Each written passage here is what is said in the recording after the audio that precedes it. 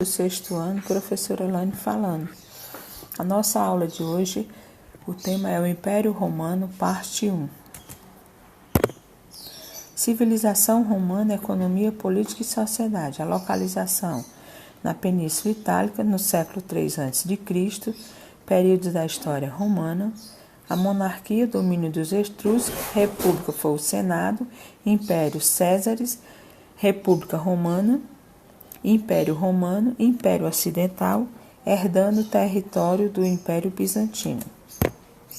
Versões sobre a origem de Roma. Após a destruição de Troia o troiano Enéas liderou o grupo de refugiados que se estabeleceram na Península Itálica. O poema A Eneida, autor Vigílio.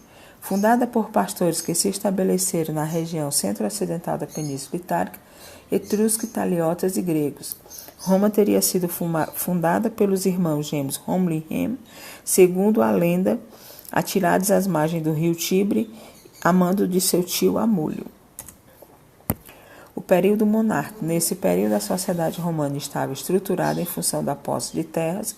A organização social eram os patrícios, que eram os aristocratas, pertenciam ao conjunto de famílias nobres, os clientes, pessoas pobres, livres ou estrangeiros, dependentes dos patrícios que lhes davam terras em troca de serviço. Os plebeus era a classe mais numerosa, não tinham direitos políticos nem cidadania, eram pobres e não podiam se casar com patrícios.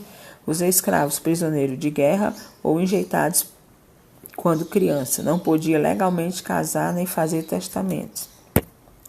O período republicano. O Senado era o órgão máximo da República, funcionava como órgão legislativo, cabendo-lhe decisões sobre a guerra, paz e controle do orçamento público. Magistrados exerciam funções executivas e administrativas, subdivididos em questores, pretores, éditos, pontífices e censores. Os questores coletavam os postos e administravam o tesouro público. Os pretores eram juízes de questão familiares e social, com o tempo exerce função no exército. Os éditos eram administradores dos centros urbanos, limpezas e festas. Os pontífices encarregados dos cultos religiosos e os censores de censo da população, contagem. As causas, patrício versus plebeu. Distinção injusta entre as duas categorias sociais. Os plebeus, além de excluídos da magistratura, eram proibidos do patrimônio patrício. Dívidas contraídas pelos plebeus e desumanidade dos credores patrícios que prendiam os pobres sem recursos para pagá-las com escravidão. A retirada dos plebeus para o Monte Sagrado. Cansados das promessas do Senado, os plebeus retiraram-se para o Monte Sagrado com o propósito de fundar uma nova cidade. Para voltar, os plebeus exigem e conseguem a nomeação de 2 representantes no Senado, tribunos. Tribunos da plebe. Podia propor leis e vetar aquelas contrárias aos direitos da plebe. Lei Canuleia permitia casamento entre patrícios e plebeus. Lei Licínia Sextia proibiu a escravidão por dívida e acesso à terra pública. Entre 449 e 300 a.C. foram votadas leis que aboliram a escravidão e permitiu o exercício das funções em qualquer magistratura dos plebeus, por plebeus. O Senado conservou-se durante muito tempo na República, era formado pelos principais chefes de família romanas. Sua influência aumentou de tal modo que no fim da República existia praticamente todos os poderes. O consulado encarregado do poder executivo era exercido por 2 cônsules eleitos pelos comícios centuriais pelo prazo de 1 ano. O ditador, em caso de perigo para a pátria, era nomeado um ditador por 6 meses, com poderes absolutos. O primeiro ditador romano foi Tito Laércio em 498 a.C.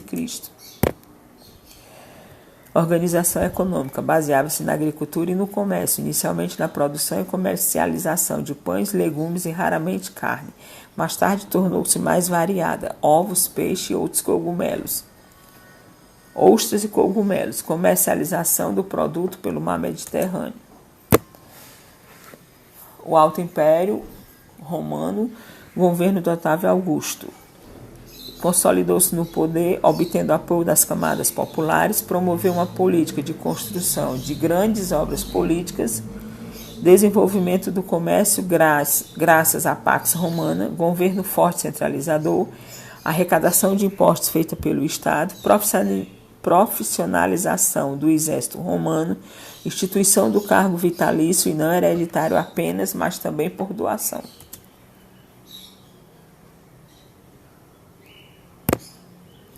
A sociedade estava dividida em duas classes distintas. Os livres cidadãos de Roma ou habitantes das províncias, divididos em três categorias: senatorial, equestre e plebeia. Senatorial, que tinha fortuna superior a 1 milhão de sestécio, equestre, com fortuna entre 400 mil e 1 milhão de sestécio, plebeia, classe inferior.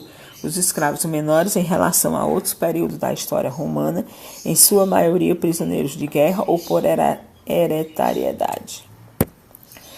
Os sucessores de Augusto. Com a morte de Augusto, mesmo com a estabilidade econômica que gozava o império, houve uma constante estabilidade política nos governos subsequentes.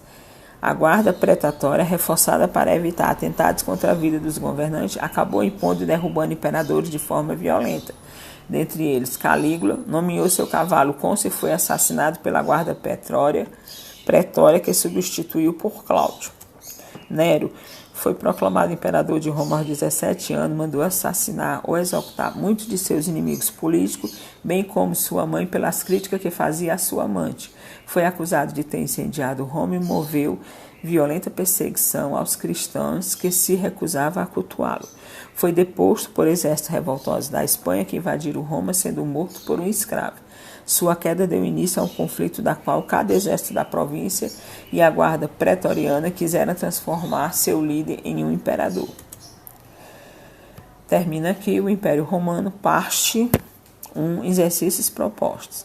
Explicar duas classes distintas da sociedade romana no governo de Otávio Augusto, o que imperadores derrubados e assassinados violentamente pela guarda pretoriana, o que Calígula fez para ser assassinado, quem substituiu Calígula, explique quem foi Nero e o que ele fez para ser assassinado.